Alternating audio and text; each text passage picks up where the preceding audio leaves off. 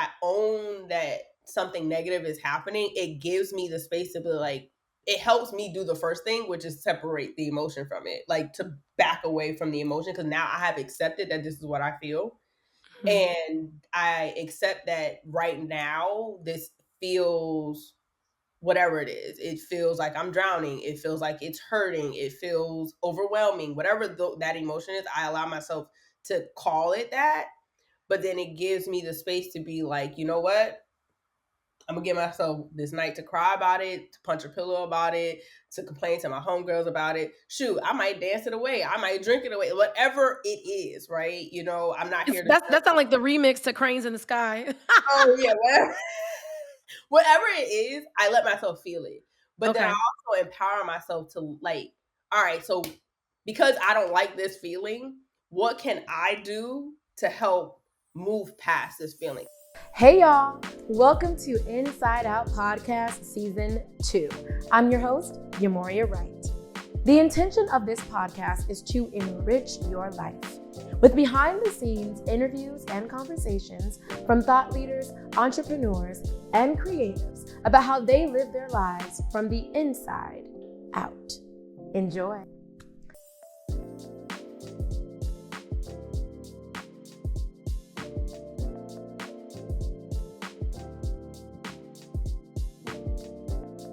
Bianca Lominy is a multi-hyphenate entertainment industry professional with a background in strategic and corporate communications and public relations.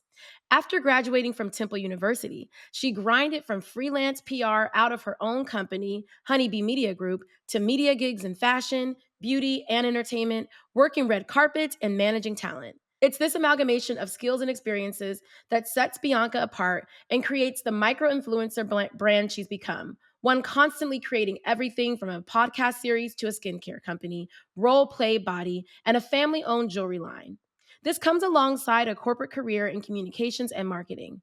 I am not a monolithic in any way, shape, or form, she says. I am a model, I'm an entrepreneur, I am a creative, I am a communicator. Bianca commissioned the first professional photos of herself in an effort to heal trauma. After losing a sense of self, she stepped in front of the camera with the goal of being able to see herself again. That was July 2017. The response to Bianca's images, exuding power, beauty, and vulnerability, was immediate. She's done commercial, vignette, and on air modeling for projects and brands that include Asodara, Levi's presents She's Revolutionary with Me Too creator Tarana Burke, Cadillac, Ballet After Dark, a short film that premiered at Tribeca Film Festival, debuted streaming on Hulu and is currently streaming on BET Plus, Fox 5 New York, and photographer Byron Summers' Celebrating Melanin and Black Heritage mural project. Bianca also joined a panel at Curl Fest by Madame Noir on the topic of colorism. That opportunity, she said, made me really feel like I had the opportunity to be somebody of influence in an impactful way, not in a vain way. After years of figuring out the what, she's standing in her why with a new outlook on work, entrepreneurship, and life. Y'all, welcome back to Inside Out Podcast. I have here with me Bianca Lominy. She is a very, very special friend of mine. I love her. This is gonna be a fun episode. Hey, Bianca. Yes. Hi, girl. I'm excited. I love hearing my bio. It's like one of Yeah. those things, you read it, you fix it, you don't ever hear it. And so to hear Yeah. it, it's like I dang, love that. I love that. So I actually want to just jumpstart right into it. okay. Talk to us about how your, about how modeling helped you heal from trauma and how you found your way, like to, you know, be in the midst of carrying trauma. A lot of times that results in us wanting to hide. So how Yeah. did you find the courage to being in front of the camera?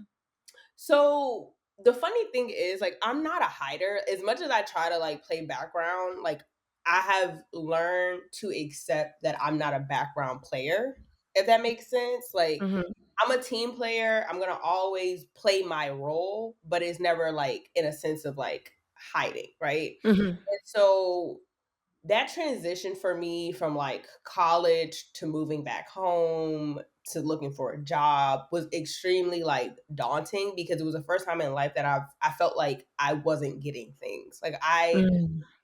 grew up in the privilege of always being number one, number two, number three. Like, I'm being the top of my class. I'm the one that Mhm. people are seeking for. I like hearing the word no or having doors closed in my face was not like a thing.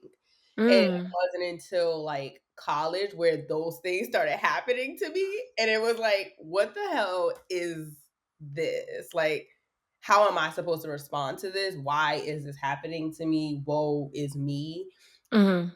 type of thing.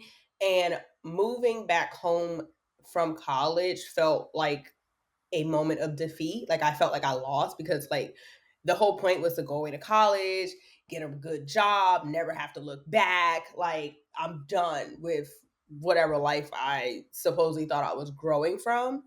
And then I was slapped in the face with the reality of how hard it was trying to find a job in the city. Like, okay. Um, and that in itself was a humbling experience. And then personally, I felt like I was like in a very weird place with the relationship that I was having with my mom. Like me and her had to learn one another again. We had to figure out each other again, and it just felt like it wasn't working. And so I felt like I was clashing with her constantly, clashing with other members of my family, and then like my love life, like that was the only thing that I like at that time I had like a relationship going on. And because I need to stay busy, I poured so much into that, but that itself wasn't working. And so Mm.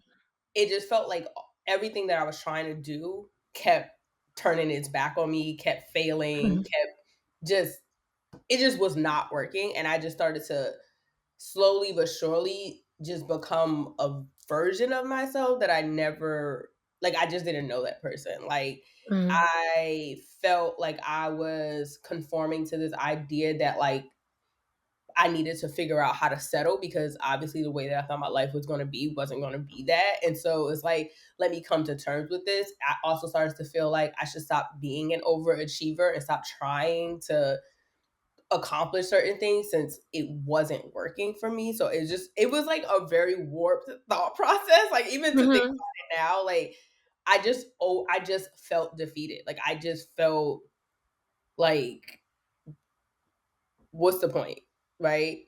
And when you think like that, like you really don't see yourself anymore. Like you really just you become like versions of yourself based on like how you think other people need you to show up or Mhm. versions of yourself that feel comforting because it's like it always feels empowering in the moment to complain, right? To say like the world is out against me because it there's something in like victimizing yourself where you feel like it almost justifies your bullshit basically. Like Right. I think that's what it is. Like you justify your bullshit but then you start to realize like, oh, uh I actually gotta like show up. Like Mhm. how this like knocks me down, like I still need to show up. So like when I hit up my best friend to take pictures of me, I don't even know what the heck I thought was gonna Okay. come from it. I honestly it was from at that time when it happened, I was like working on sets with like you on different like other indie projects. And Mhm. I think like being around spaces where things were being made out of nothing started making me feel inspired again, made me feel Mhm. like, oh, like, how can I heal myself in a way where like I'm showing up, but I'm not an actress. I'm not a writer in a sense where I was going to write a screenplay. Like I wasn't in a place where I even felt comfortable verbalizing whatever was going on with me. Um, but I just knew that I also hadn't been taking pictures of myself. Like I had noticed that like Mm. of myself So were the like did how long was this period for you? this was like almost like from like 2016, end of 2015. So it was like a long period of time. Like it wasn't like a couple of months. It was like a year and a half, a little bit more than that. And you didn't have and there weren't a lot of photos of you during that time either? No, Wow. like I hadn't. I don't even know what made me say like I just was going through my phone. I think we were doing like how at the end of the year everybody recaps their year, and I Yep. really had nothing to show in terms of like for myself like. And then like whatever I did see of myself, like I just saw pictures of me being sad. Like I saw sadness, Mm. whether anybody else saw it. I saw weight loss, so I didn't feel like I physically looked the best. I saw stress. I saw collarbones poking out. Like I just saw things. I just didn't see positive things in what I saw of myself at the time. Like it just, Mhm. I felt like I wasn't putting clothes on. Like it just all looked not like me. Like it just looked like Yeah. I was a stagnant, like coasting by person. Mhm. And I just was tired of that. Like I just wanted to see myself, right? And I just asked my best friend to take pictures of me, and I we booked a studio, a little $150 for 4 hours. I love it. Just got to shooting, but it was in that moment when she started taking pictures of me, and I'm like, dang, like I still saw a person who was sad. I also saw a person who was seeking, but I also saw a person who was hopeful, right? So Mm. like a little bit of like trying to find my sexy, like when you're going through stuff with a dude, you like Yeah. trying to figure, I'm still fine, Right, like right. things, and also just empowering myself from the perspective of just like, okay, let me just show up here for me. Mhm. This is for no reason. This is for no one but me. And those pictures, like I don't know, they shifted something in me. Like they just shifted something in me spiritually, emotionally, and artistically. Like it just shifted. And then from then on, that's when and this was 2017, July yes? 2017, yeah. 20 and I met you in March of 2017. Yeah. So just several months before I Yeah. met you, And at or that time, after I met you. yeah, like what's so funny is that like I don't think people would ever think that was a down time for me because I was in such the hustle of like freelancing. So it's Mhm. like I still was very like doing this, doing that because I was like hustling to get money because I wasn't waiting for somebody to give me a job. I was like trying to figure it out. So I think a lot of the times too, people don't really understand like that was a really bad time Yeah, for no, me. that's Like so real. it That's was so such real. a terrible time for me. Like it was so much going on personally with my family, romantically. It was just a mess. Like, but Mhm. it's funny because I feel like that's something that I've learned from my mom that like no matter what's going on, like we gotta keep going. And Right. I was going. What was that point where you felt like you couldn't go anymore in the direction you were going or in the way that you were going? Oh, I don't even know because I don't, it wasn't until the pandemic that I even understood what it meant to slow down. Like, I Okay. don't think even if I was dying on the inside, like it didn't matter. I still had to go. Like it was like Mhm. one of those things. So I don't even know if I, for myself, really grasped how much I was shutting down in the moment. Like I think obviously, like years later, 7 years later, like I can reflect and see. But Mhm. in that moment, I don't know if I even understood what the breaking point was. I think it was just a combination of everything. I was tired of applying for jobs. I was tired of not feeling like I was living in the dream of the career that I had envisioned for myself. I was embarrassed that I was still at home. Like, why am I still at home? Like, I was annoyed that love felt like it was failing me. Like, it was just a lot of things that Mhm. I just felt like the world was just sticking its middle finger up at me. Like, Mhm. Mhm. What are some key takeaways that you have from that period of time, that season of your life that you can share with those? Because there are people in my life who I know feel are in that kind of season, right? And I think it's different on the other side of the pandemic because, yeah, pre-pandemic, hustle, hustle, hustle, and now we're being told to take care of yourself and to slow down, etc. But that can also be anxiety inducing if you feel like there's not enough happening in the first place. Like, yeah. how do I even slow down? So, what Ooh. advice do you have for people who are in that season now? Well, one, I think it's about being honest with yourself.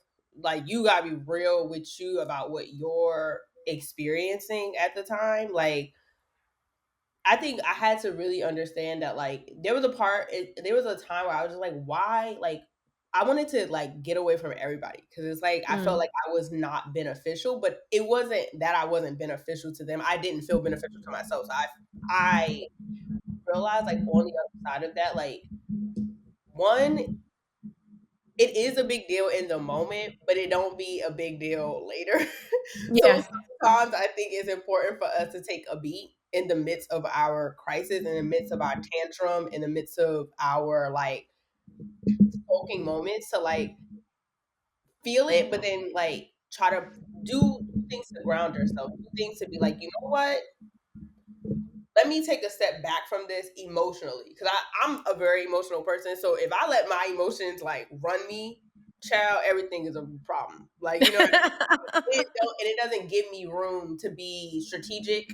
It doesn't give me room to be reflective when you're so like in the eye of the storm of your emotions. Like sometimes Yeah, you have to like separate from them. So for me, it's like learning to feel the emotions but not be consumed by the emotion. That's like my number one advice. feel them, but not can be Um, consumed. Second piece of advice is just you just gotta be on. Like sometimes crap just sucks. Like you know what I mean. Mhm, And mhm. I think post pandemic, like it went from like, you know, you sleep when you die to self care is important or rest is resistance. But it's like, and it's like this over positivity, like over sense of being positive. But I just think sometimes it's okay to just say it sucks. Like Mhm, it's not what I want it to be, right? And I feel like when I own that something negative is happening, it gives me the space to be like, it helps me do the first thing, which is separate the emotion from it, like to back away from the emotion. Cause now I have accepted that this is what I feel. mhm. And I accept that right now, this feels whatever it is. It feels like I'm drowning. It feels like it's hurting. It feels overwhelming. Whatever that emotion is, I allow myself to call it that. But then it gives me the space to be like, you know what? I'm gonna give myself this night to cry about it, to punch a pillow about it, to complain to my homegirls about it. Shoot, I might dance it away. I might drink it away. Whatever it is, right? You know, I'm not It's here to that sound like the remix to Cranes in the Sky. oh yeah, whatever. Whatever it is, I let myself feel it. But then I Okay.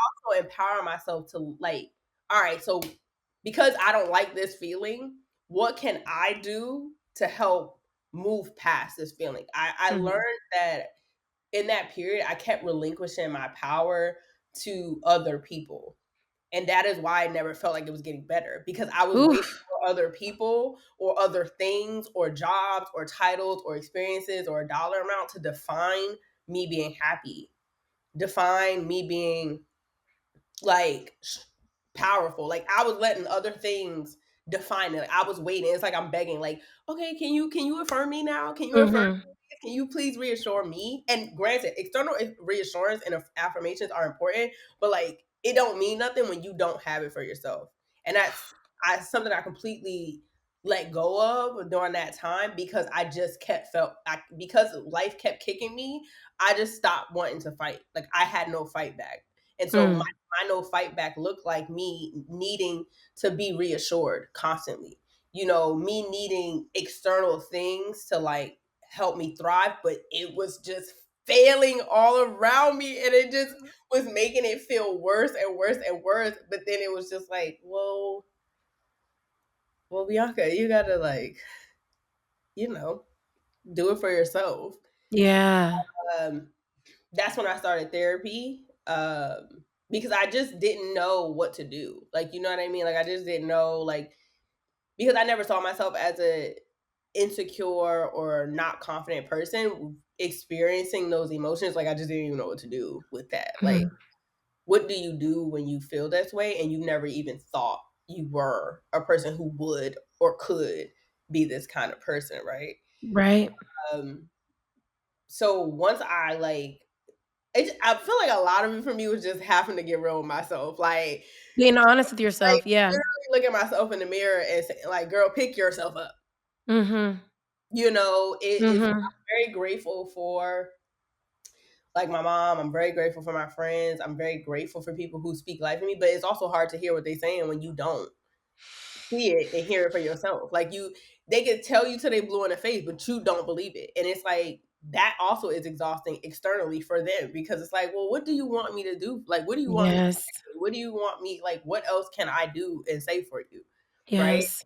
And so it's about me getting real with myself. It was about me learning to feel the emotion, but learn to detach from the emotion so that it does not consume me. Like feel it, but don't be consumed by it. Getting real with myself again. Like I feel like that's my number one thing is like being able to like look myself in the mirror and just, girl, you going down bad.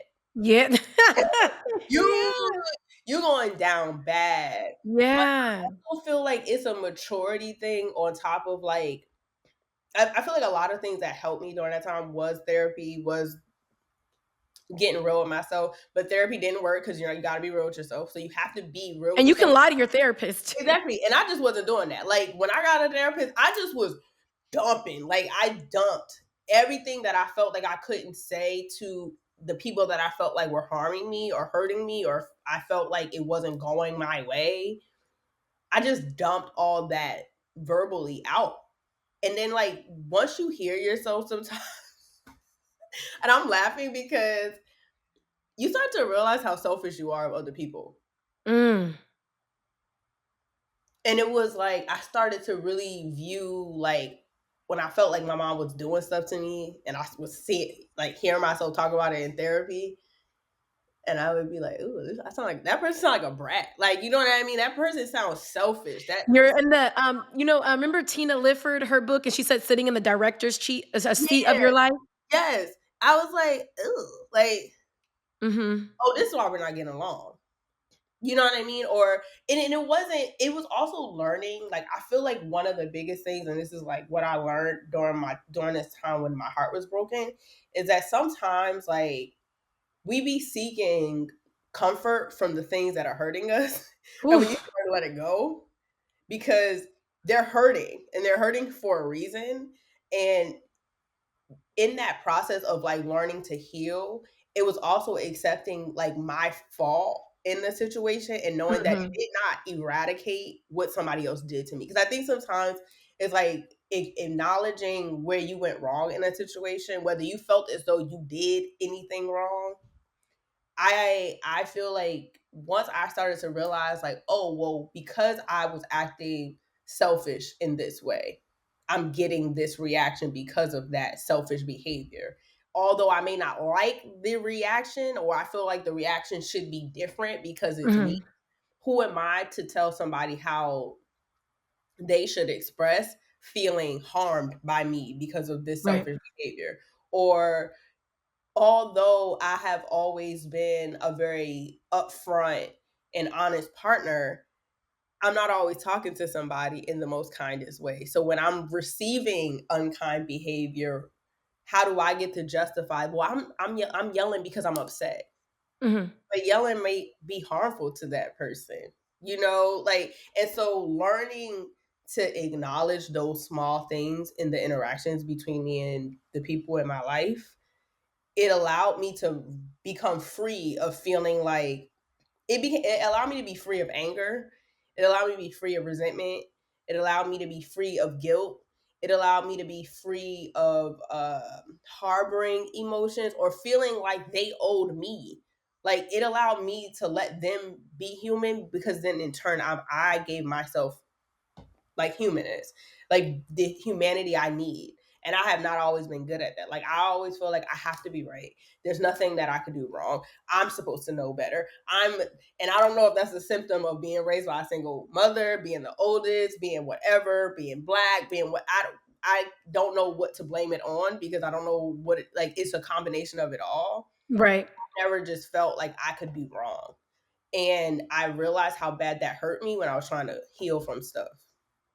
Because it didn't allow you to be human. And this is Yeah. something that you and I have talked about a lot.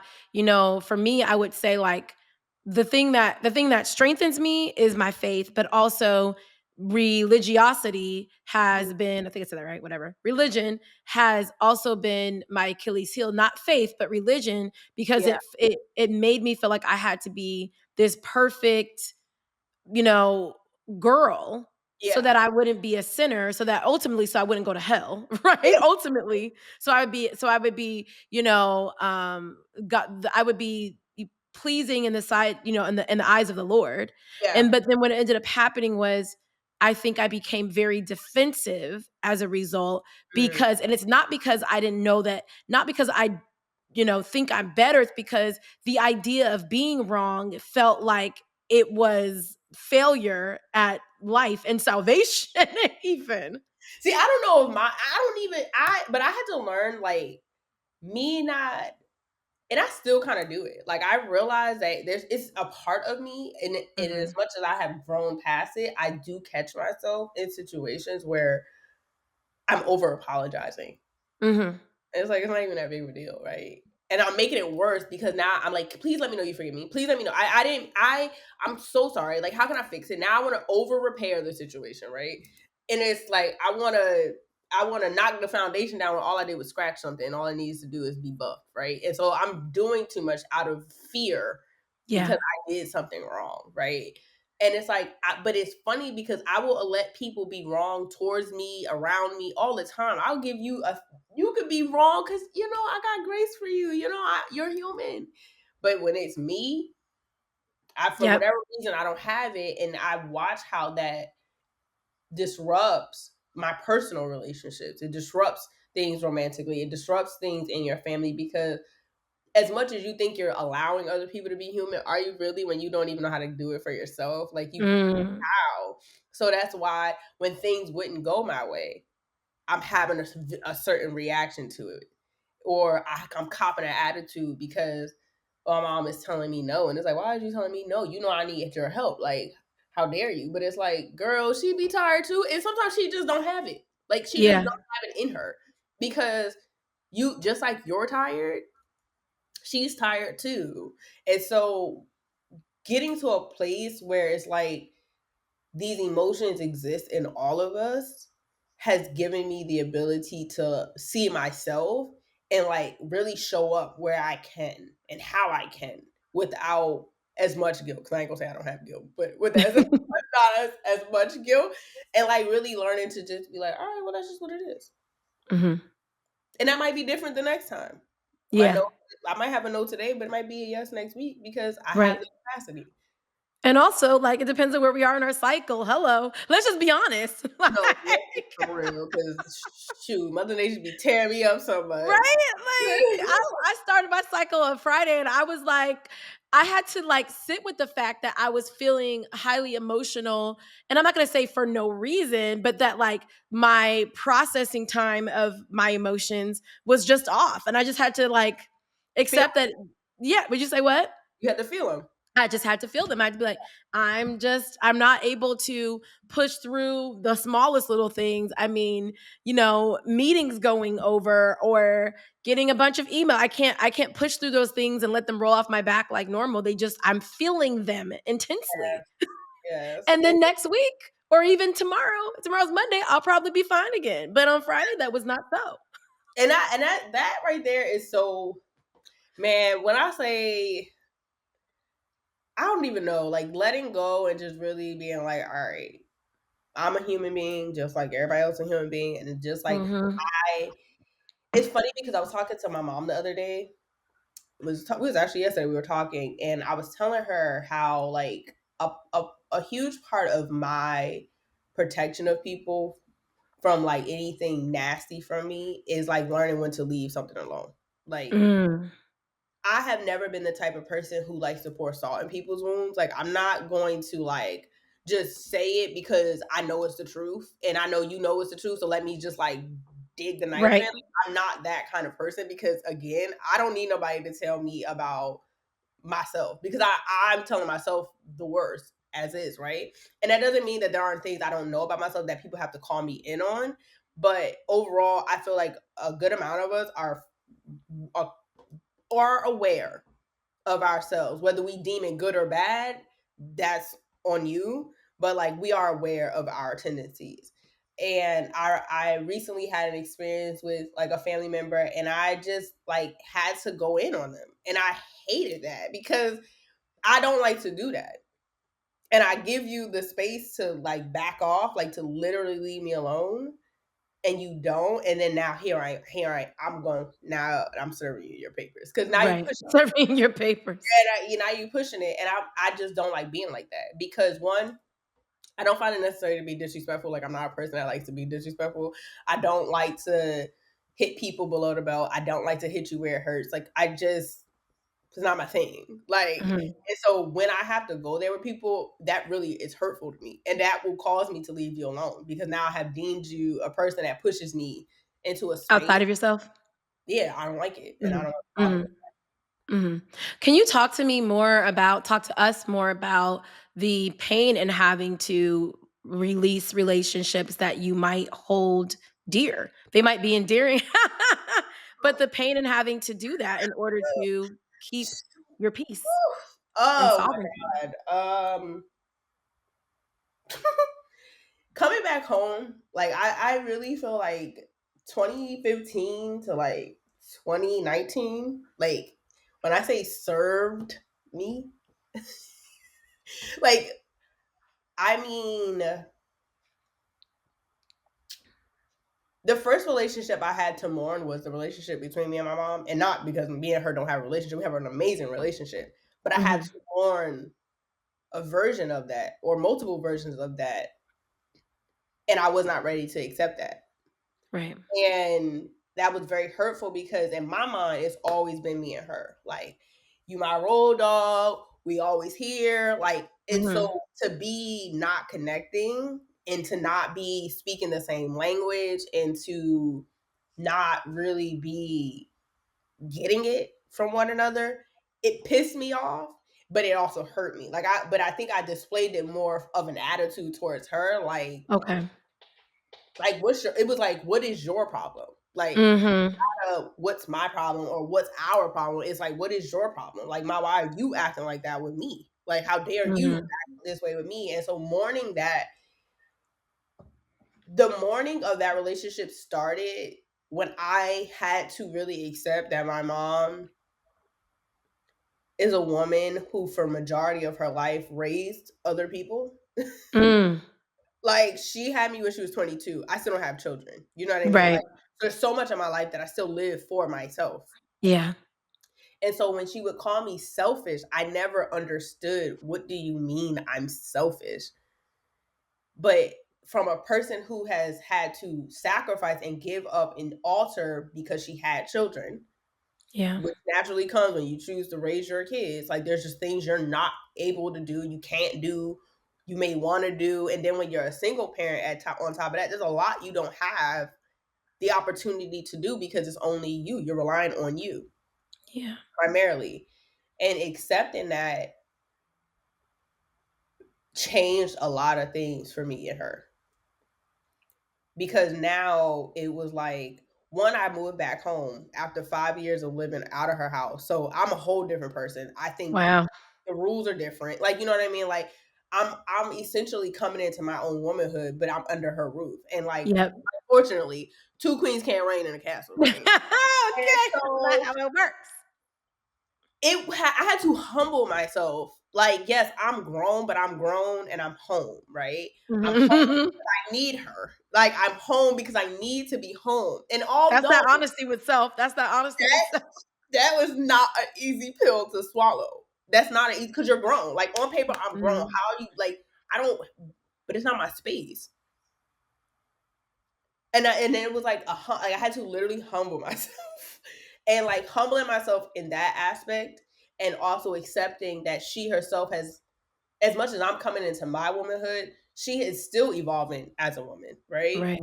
And so learning to give space to that, and learning to want to even learn that and understand that about her. This is also where my mom's relationship and I started to shift from mother daughter to friend, because now I'm starting to see her like a person to have relationship with, that I want to reciprocate towards, versus a person that I need to get and take from, because I think parents, Right. they're always there to serve you, right? And then the minute your parent isn't serving you, it's kind of like, what are you doing? Mhm. Mhm. What's happening? And I had a hard time accepting that. Like, she does not have to serve me. Like, Right. she's paid her dues here in terms of servicing me. Mhm. And now it's my turn to show up for her. Like, you know what I mean? And even show her that the things that she raised, like the morals and the understandings that she raised me Yeah. with, that I'm even applying them. Because in her That it head, was worth something. Yep. this child, who is this? I don't know this person. Mhm. It's not what I poured into, right? This is not what I sacrificed toward. And so then there's like some resentment and anger there too, because it's like, Right.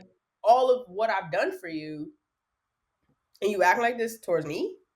And so once I had to like flip it, And I mourned that, like, oh, okay, like she is not here to serve me. Okay, cool. Pivoting there. Best friend of mine. That was a friendship I did not expect like to blow up in my face. Mhm. And when I really think about it, even during that time when I think about that friendship deteriorating, there was something that was always there that should have let me know that it was going to. Yeah, that was 2019 till beginning of 2020. Ooh, Oh no, it was 19. It was it was 19. 19. It was 19, and the reason why, because 19 was a hard, like it was her, and then the ending of my romantic relationship at the time. So it was like Right. I was hit on both ends. Like I was losing Mhm. the love of my life, losing the love of my life and friend, on top of like losing a friendship that I felt like wouldn't have ended because I didn't understand. Like I was such a good friend to her that I was like, why would this end? But hence how I was a good friend to her. Right. Right? When I really think about that friendship, I held on because of this idea of friendship.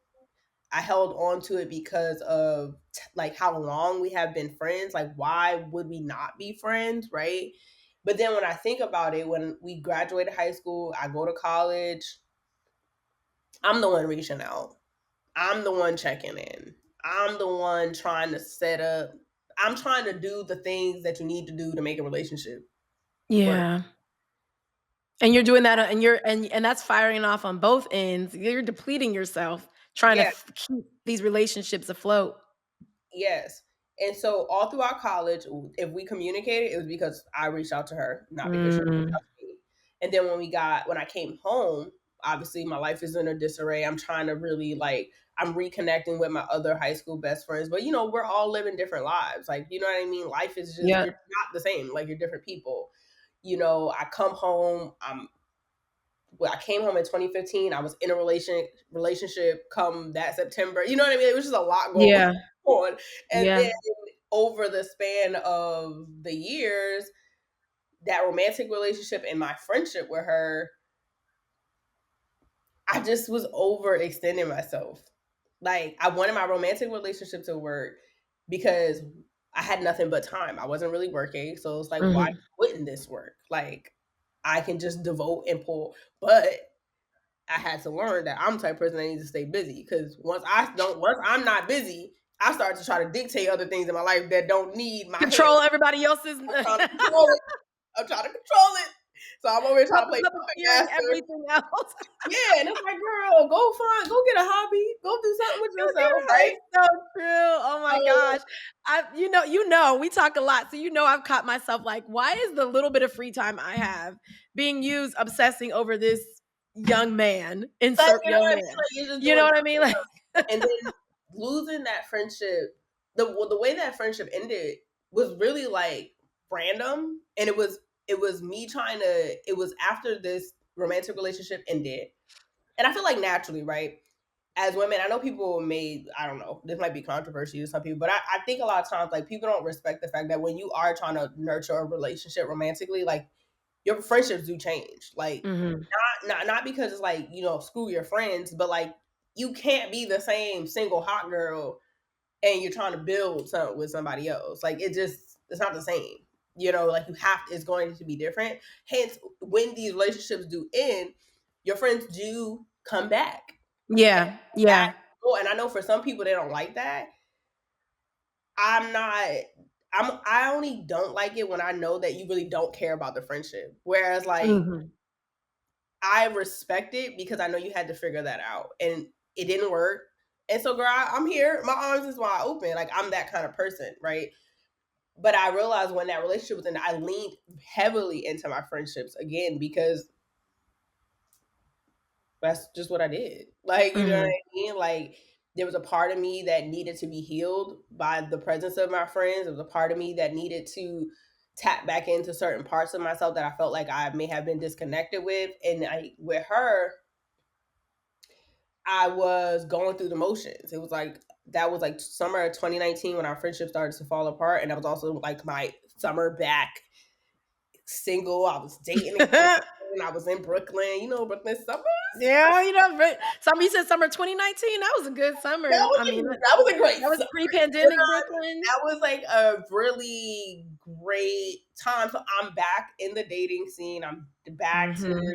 figuring out like what the hell is going on in that world, while also like navigating being closer to my best friend again, because we had lived in different states. She was in one state, I was in another state, and this was the first time we had been back within similar proximities in years, right? And so me and her got into it because I was expressing my frustrations over somebody I was dating at the time, and they ghosted me Mhm. or something. And I was just like, I don't understand ghosting, because just tell me you don't want to talk to me. Like, Right. you know what I mean? Like, I've never been that kind of person, but because it was the first time I started dating again, I felt insecure about that. Like, what the heck is this? Like, I don't even understand. So I was venting. Like, I was so frustrated, and you know, F that dude. Like, you know what I mean? That's the Mhm. language, that's the tone that I was in. But I felt like, okay, Mhm. that's fair. I should be able to experience that with my friend. Yeah, absolutely. And all of a sudden, it went from me expressing my frustrations about dude to her blowing up about how I don't make space for her, and I'm selfish, and I'm this and I'm that and I'm this. And I was like, oh, wait, hold on.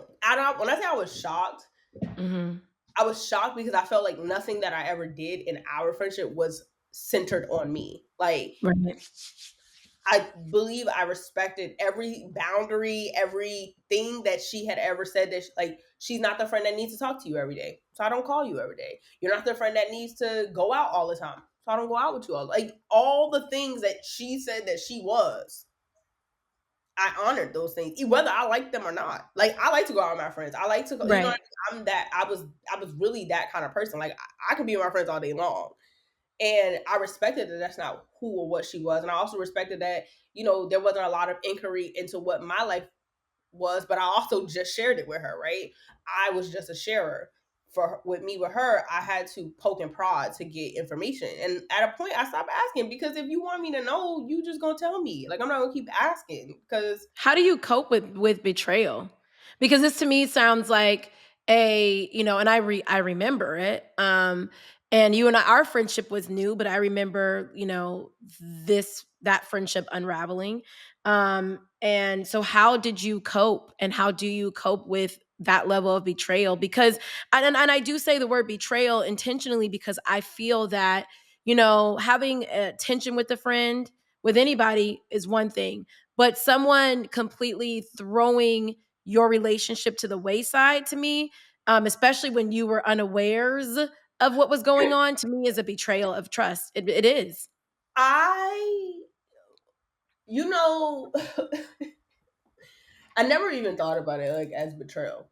I never even thought about it as such. Was I shocked? Completely. Did I feel betrayed? Like, when I think about it, yeah. Like, I guess it's like, how are you friends with me for all these years and you have these feelings towards me and you don't say them to me? Like, even at the first instance, maybe the second instance of you feeling like I was a self-centered friend, why didn't you say that? Mhm. Especially because we're friends. Like, and Mhm. I believe that, like, that ending, that relationship spiraling into what it did, really taught me that,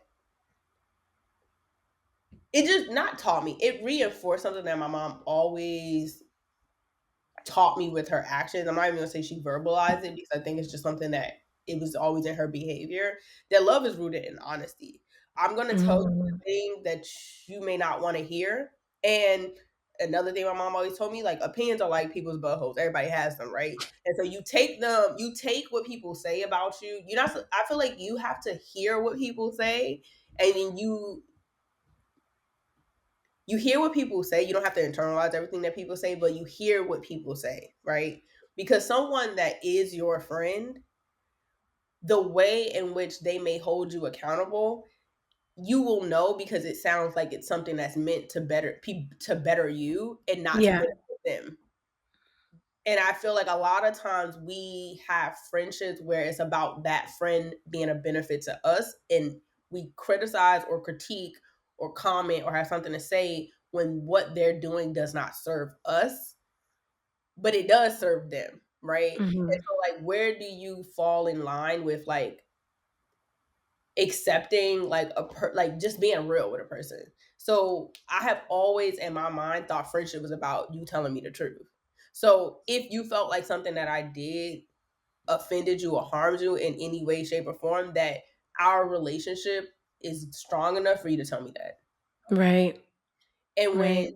I realized that I was not operating in a friendship like that, and I told her to her face, like, so our entire friendship was a lie. Like what I had thought it was and who I thought I was to you, it wasn't that. She was still who I thought she was to me because I had always been honest about Mhm. what it was with her and I. Whereas I feel like it was not the same honesty on her end. Now, whether or not I always verbalized certain things to her, there were times that most of the times I think anytime me and her bumped heads is because I said something to her about how I felt like about her like her behavior towards something. Mhm. And it's just because not because I want you to do it for me. I just think that this will help you. Like you ain't gotta do it, but it's just but me and her when I'm like in high school when we would fall out, we had got to a fallout. I was only telling her the truth, but then she got nasty with me. But I should have remembered that. Like I'm not. Yeah.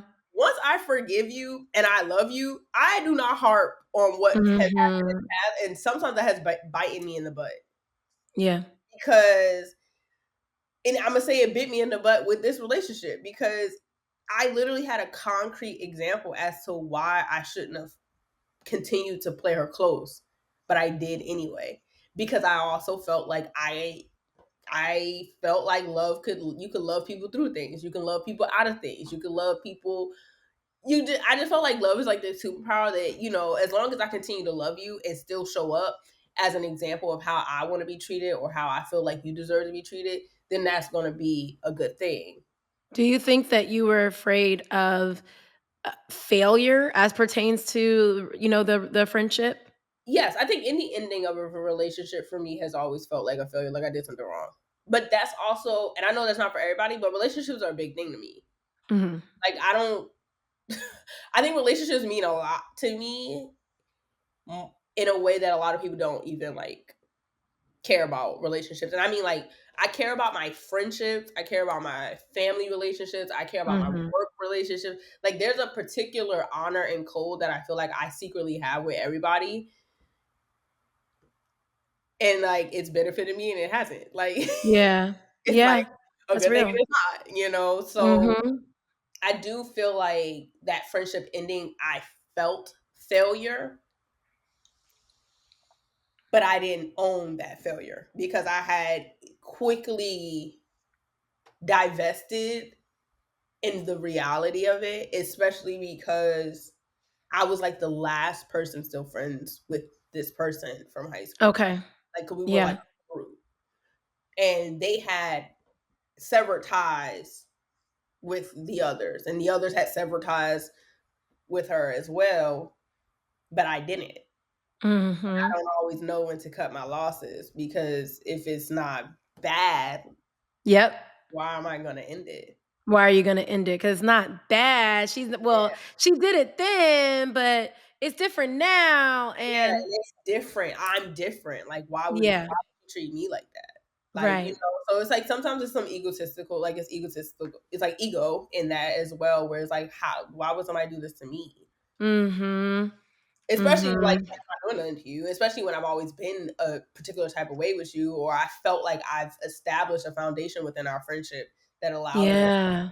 be like that. So why would I? Right? Yeah. That Yeah.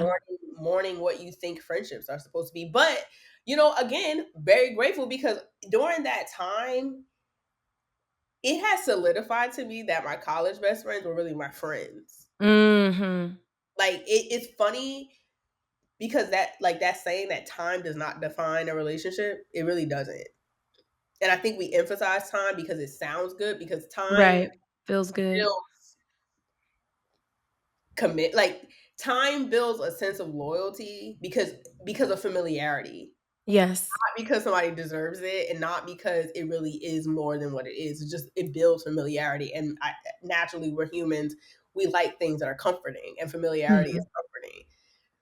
Whereas, like when I think about my college best friends, like I mean, they have seen a lot of versions of Bianca, a lot of versions that we laugh about, a lot of versions I never want to ever engage in again. You know what I mean? But one thing I realized, they loved me through them. They didn't judge me.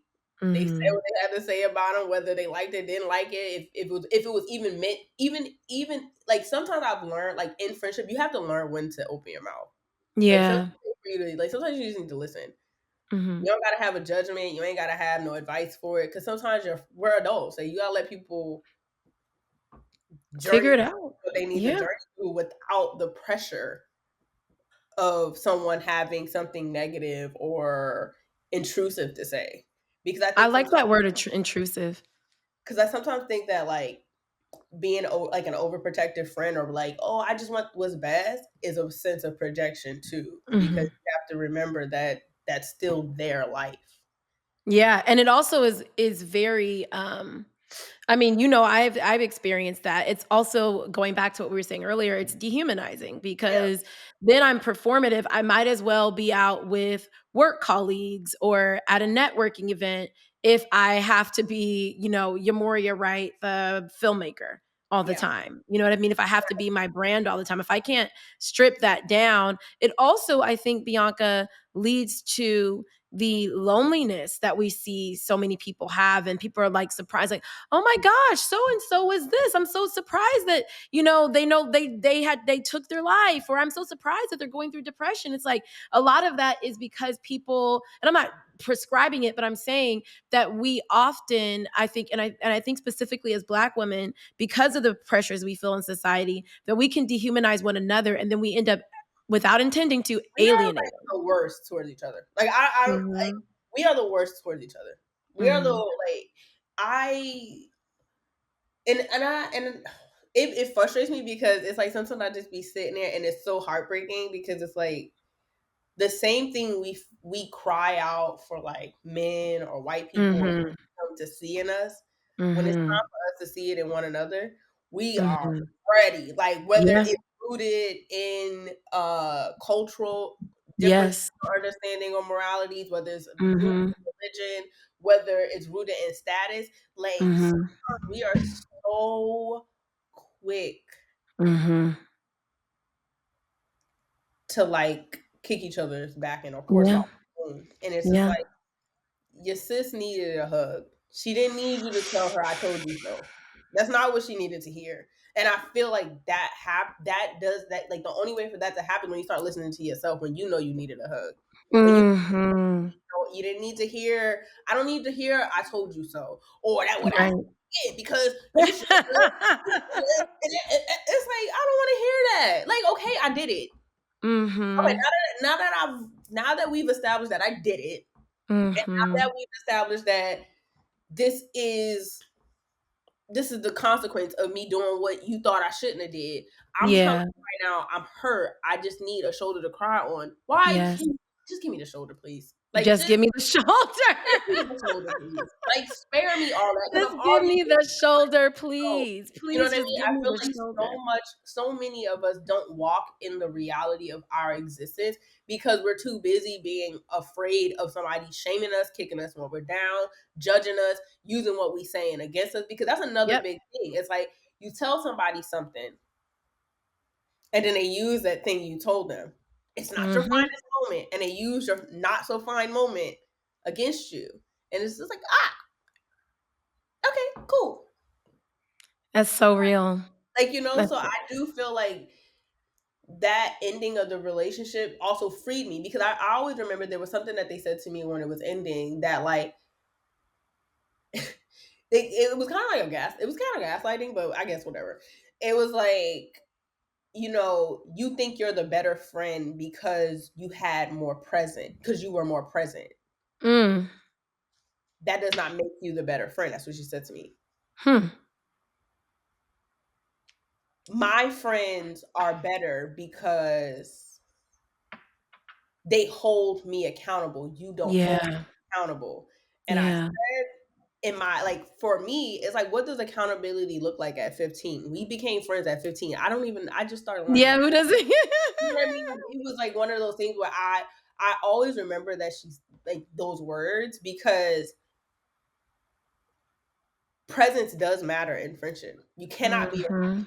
Be a good friend to anybody or good anything to anybody when you lack presence because Yep. presence allows you to observe, presence allows you to hear, presence allows Mhm. you to see, presence allows you to be. And if you're not present, you don't know nothing about me. You Like don't know I'm nothing about friend, me. I'm the friend that you don't need to tell me because I'm paying attention to you. You don't even gotta say Mhm. words. I know when something's wrong. It's Mhm. like as simple as I get a text message. If it's missing a dot, what's wrong with you? Yeah. No, yeah, it's true. Because 'cause I'll That's send you something, you're like, or it'll just be in your spirit, like, "You're in my spirit, are you okay?" Or like, "Huh, I hear it in your voice." I could be like, "Yeah, I'm great." yeah, and because I'm a present Something sounds friend, off. because I'm a present friend, Mhm. because I'm a present anything. I'm a present worker. I'm a present girlfriend. I'm a present family. I'm present, and that presence allows me to see. Friendship is not all about filling the air with words. Yeah. Yeah. I pay attention to y'all. Like I pay attention to Mhm. y'all for a reason because it allows me to not it also allows me not to project onto you. It allows me to let y'all be who you are. I deal with you for who you are. So it's like, okay, I know when something's wrong when that is happening. And it's either do you want to talk about it or you don't want to talk about it. Like, you know what I mean? And regardless if you want to talk about it or not, what do you need from me? Like, so I feel like that's how you help relationships be reciprocal is by being present, right? By being present. And what are some practical ways that you practice being present? We are almost at time, by the way. We have like 5 more minutes left. Okay. We've been going to town. What are Yeah. some practical ways that you practice being present in your relationships?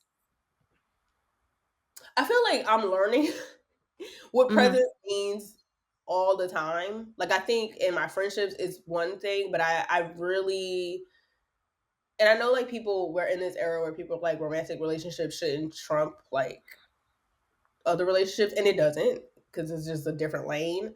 But what I will say, being in a relationship romantically is a whole different ballgame of presence that I feel like exists when you are co-creating a life together. mm, And it allows me to because like with your homegirls, right? Like your homegirls kind of accept your attitude in a way that like mhm, your partner, my man, is be looking at me like, mhm, "Girl, that don't work over here, right?" mhm. Or like what I may think is jokes is not jokes to them. Or like what they think is jokes is not jokes to me because play with your friends like that. Don't play with me like that. Yeah, You know? yeah, yeah, yeah, yeah. And so when it comes to presence, like I really think like the most practical thing about presence for me is learning to self-correct and be open to being corrected. Mm, Because when you're in the relationship game, romantically or with your friends, for me, I'm playing the long game. I'm not mhm. playing like we're just friends for this moment in my life. Right. Like I'm investing in your life. I want you to invest in my life. So because I play the long games with my friendships, not if you're not in a place, if you're not open, if you don't have open heart and you're not flexible and you're not nimble, it's going to constantly stunt the growth of any relationship that you have because y'all are always evolving. Like Yeah. honestly, like my friendships, I'm at like almost 20 years with my high school best friends. I mean, high school Bianca, moving away, going to college Bianca, coming back home after college Bianca, heartbreak Bianca, job loss Bianca, financial issues Bianca. Those are not the same. Like, you know what I Mhm, mean? And to be able to sustain relationships through those changes requires self-correcting and being corrected. It requires vulnerability. It requires transparency. It requires like a level it's like I'm not afraid to say what it is or what I need or what I want. If I need something, I ask for it. Mhm. And I realize that's something that in your relationships you have to do. Like you have to ask for what you want. You people are not mind readers. And I think we do get caught up in it. Well, they should know. Like there are things that you just know about your friends, but that knowing for me is like a core thing, right? But with the core, I understand that the outside will change and evolve with it. So as much as I may have understood this when like life was going good and you were working, and I know that person, now that you may be going through a loss of any kind, I have to Mhm. be committed to the discovery. And so I always feel like when you Yeah. are in a relationship with somebody, like you have to be committed to being a student forever of the person you're in a relationship with. I So love that. Being a student for I love that, being a I'm student always forever. gonna study y'all. I'm always gonna be like, and I feel like something that I learn like constantly, like because of my boyfriend, is like he's like a very like just say what you gotta say. Like Mhm. it ain't all the theatrics Mhm, mhm. necessary. You don't gotta flip out because I didn't know. I just didn't know. Right, You right. know, this did not trigger me to think that. So if this is Mhm. something that you need, then say that. Yeah. This is something, and learning to say it and not be argumentative about it and not be nasty about it and not have an attitude about it and not need to throw shade about it. But like literally remembering that like we're all existing in life Mhm. and a lot of things you could charge it to their head and not their heart. Like, like sometimes life is just life is so bad that I just forgot to check in and say, "Hey, I remember you had this interview coming up. How did it go?" Yep. I might have forgot, and Yeah. not because I didn't care about it, but I got caught up in my own life. So just say, "Hey, Mhm. did you forget?" And I'm Mhm. like, "Hey, girl, I did. Please tell me." Yeah, how did it go? Yeah, I actually did forget. So, but tell me how it went, And it's like those are just like to me like in order to be a present friend, it's about vulnerability, it's about self-correcting, it's about communicating, it's about just being a student. Like when if you commit, like because relation again for me relationships about the long game. Like if you are my friend and I call you my friend, I mean that we're friends forever. Mhm. And Mhm. and I know for some people that's idealistic, but for me I mean forever. Relationship. Yeah. So that means just because you do something that I don't like, it doesn't mean we're not friends anymore. Right. Yeah, you don't just throw it away because It ain't that is going. that That's not Mhm. how I don't. Mhm. I'm going Mhm. to say what you did hurt my feelings, and sometimes I might not even say nothing because I have to assess is it that big of a deal? Because sometimes Right. it's not that big of a deal. But if Right. it's that big of a deal, I will mention it to you. Mhm. Will say, Mhm. "Hey, such and such happened. I'm not sure if you realize the impact that it's had on me or whatever." Like, depends on the relationship that I have with them. Because some of my friends, I could just be like, "Girl, what the hell? You get an attitude." Like some people I could be like that with. Some people I gotta take a softer approach with. Some people Mhm. but again, I know how to do that because I choose to study and be like I choose to study y'all. I choose to be like, okay, cool. This ain't a good time right now for you. Yeah. So what you just did wasn't even personal to me. So I'm gonna let it go. Yeah. And so I stay there with it. I love relationships. Like I love love and I love love in all its capacities. And I just hope that that's what comes out of me when people are in relationships with me.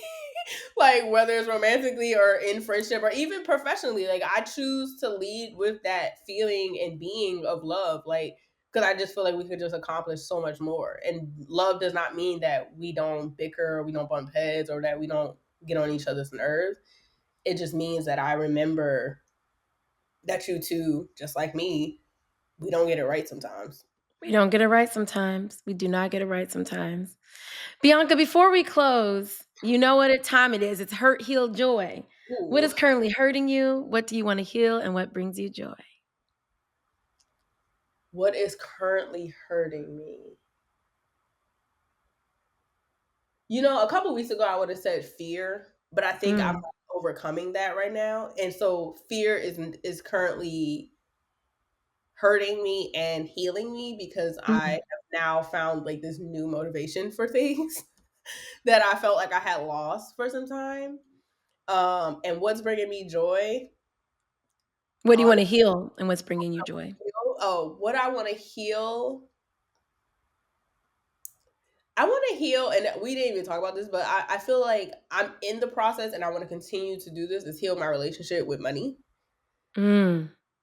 and because that's a thing that causes me fear to do things, fear to try things, fear to complete things because I am concerned about where the means are coming from, right? Um, and what's bringing me joy is building a home with my man. Like that does bring me joy.